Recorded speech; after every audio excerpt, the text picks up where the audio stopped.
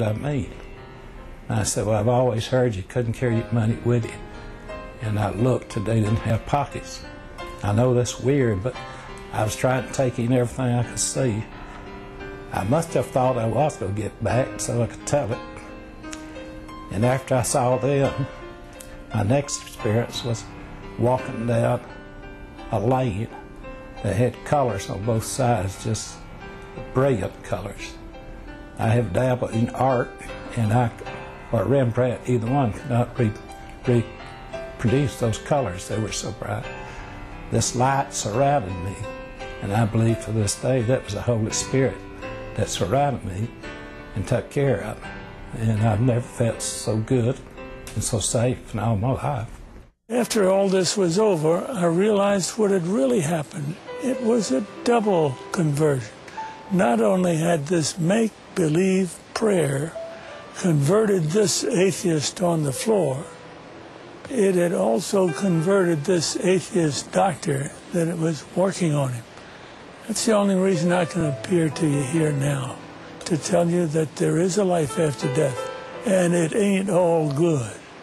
Most of you viewers out there can tell the difference between simple fainting, clinical death, and biologic death. Charles McCaig, take that case for example, who was on the treadmill. I could tell that he was in clinical death. He had a startled question on his face. He was about to ask the question. He looked dumbfounded at me as he's walking on the treadmill. I noticed his heart had stopped, his breathing had stopped, but he was still walking and talking for a minute or two before no brain to the blood flow to the brain registered, and he dropped dead. He was dead and didn't even know it. I should have told him. But what did he do? As soon as we started the clinical death treatment, CPR, we started the heart up again, started breathing again, he came back. This was a case of clinical death. Now, biologic death would have occurred if 4 to 6 minutes time had intervaled between stoppage of heartbeat supplying the brain and breathing stoppage. After that, brain cells, as the most sensitive cells in the body, start dying. Rigor mortis sets in, meaning stiff as a board, and now we need the resurrection. Only God can do a resurrection. We're doing resuscitation, something we're permitted to do. And now we want to introduce to you Howard Storm, an art and literary professor who was in Paris with his class when he suddenly had a stomach rupture, an ulcer rupture, peritonitis, shock, sudden death, clinical death, resuscitation, hell experience. I was a 38-year-old college professor, and I taught art, and I had taken a group of students and my wife, and we had gone around Europe, and we had just done a 3-week tour, and this was the next to the last day. And we were in Paris, and at 11 o'clock in the morning I had a perforation of my stomach. When this happened, the pain was the most acute pain I'd ever experienced in my life, and it just dropped me right down to the ground. And so I'm twisting and kicking and moaning and screaming and yelling around on the floor, and my wife called the desk, and they called an emergency service. A doctor came, and he called an ambulance because he knew what was wrong, and they took me about 8 miles across town to the public hospital, to the General Hospital of Paris, where I was taken into emergency, examined by 2 more doctors who knew exactly what was wrong with me, and then they took me away to the surgery hospital, which was a couple blocks away. And I was parked there because there wasn't any surgeon available to do the surgery. And so there I lay for 8 to 10 hours in that hospital with no medication, no examination, no attention whatsoever, awaiting a surgeon to come to give me this operation that was critical. And it's now 8:30 at night. Nurse came in and said that they were very sorry they weren't able to get a doctor for me, and they'd get one the next day.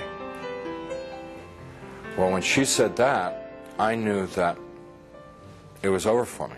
I knew that I was dead. The only thing that was keeping me alive was I didn't want to die. I was scared to death of dying because, as far as I knew, I was an atheist, non-believer, person who lived for the gratification they could get out of the moment. And, you know, like, dying to me was like the worst. I mean, next to the pain, dying was the worst thing that could happen to you, because it was the end of life and there was no more. There wasn't anything else. But when she said that, the idea of trying to exist for another minute, another hour in this pain, it wasn't worth it anymore. I'd been hanging on in the hopes that they told me that they'd get a doctor and do the surgery and open me up and fix the problem inside of me, but when they said they couldn't get one. So I said to my wife, it's time for us to say goodbye because I'm going to die now. And she got up and she put her arms around me. I'm lying in the bed and she told me how much she loved me, and I told her how much I loved her, and this makes me really sad to think about this. And we made our goodbyes, you know, said those things that you'd say to the who'd been married 20 years, say all those kinds of things. I can't tell you because I'll just start crying, but she finally sat down because she knew it was over. And I knew. And it was just so hard looking at her, crying like that, and I just closed my eyes. Just let it go. And I went unconscious. I probably was unconscious for a very short while. A few minutes, probably. And I was conscious again. And I looked, opened my eyes and looked, and I was standing up next to my bed. And I knew exactly where I was and what the situation was. I mean, there was no confusion in my mind. I felt more alive, more real than I've ever felt in my life. You know, people ask me, you know, were you a ghost? I was just the opposite. Very alive. As I'm looking around the room, I see that there's, underneath the sheet on the bed, there's something under the sheet, a body. And so I bent over the bed, the head was turned away from me, and I looked at the face, and it looked like me. But that wasn't possible because I was standing there. I'm alive, I'm great, you know. I mean, I'm more than great. I'm like, you know. And so I tried to talk to my wife. Can't you hear me? And, can't you hear me? you know, she couldn't hear me or see me. That's not me. But I thought What's going on that she here? just was ignoring me. So I got very angry at her for ignoring me, for not paying attention to me. And I'm screaming and yelling at her, what's going on here? Why is this body in the bed that looks like me, and how to get there and stuff like that. And I had a sneaking suspicion that the body in the bed was me. But I didn't want to think about that because that was too scary. So I'm getting really agitated and upset because this is all too weird. You know, this can't be happening. It's impossible.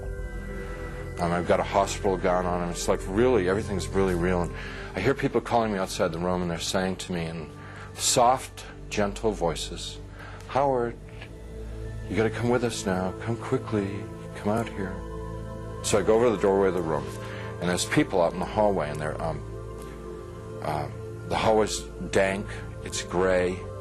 It's not light or dark. It's just gray, and they're all in grayness, and they're men and women, and what they're wearing might possibly be hospital uniforms.